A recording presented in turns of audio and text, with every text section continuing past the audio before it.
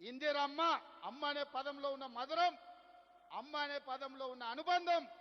ఇందిరమ్మ మన కన్న తల్లి కాకపోవచ్చు, సొంత తల్లి కంటే ఎక్కువ ఆదివాసులను, గిరిజనులను, దళితులను చూసుకున్నది కాబట్టి ఇందిరాగాంధీ, ఇందిరమ్మ ఈ దేశానికి నాయకత్వం వహించింది.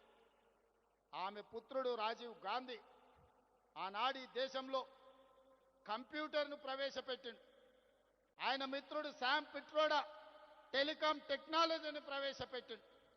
ఆనాడు ప్రధానమంత్రిగా రాజీవ్ గాంధీ, ఐటీ టెలికాం మినిస్టర్గా శామ్ పిట్రోడా ఈ దేశంలో కంప్యూటర్ని, టెలికాం వ్యవస్థని అందిస్తే రెడ్డిలు, చౌదరులు, నాయుడులు, రావులు ఈరోజు కంప్యూటర్ సంస్థలకి యజమానులై అమెరికాలో సిలికాన్ వ్యాలీని శాసించి అమెరికా ఆర్థిక వ్యవస్థనే గుప్పిట్లో పట్టుకోగలిగిన గొప్ప మేధావులుగా ఆనాడు రాజీవ్ గాంధీ ఇచ్చిన కంప్యూటర్, ఐటీ టెక్నాలజీ విప్లవమే, కంప్యూటర్ విప్లవమే, ఐటీ టెక్నాలజీ విప్లవమే ఈరోజు అమెరికా కాదు ప్రపంచ దేశాలను ఓ రెడ్డి, ఓ చౌదరి, ఓ నాయుడు, ఓ రావు శాసిస్తున్నాడు అని అంటే దానికి మన నాయకుడు రాజీవ్ గాంధీ చేసిన పునాదులే ఐటీ విప్లవం, అదే విధంగా కంప్యూటర్ విప్లవం.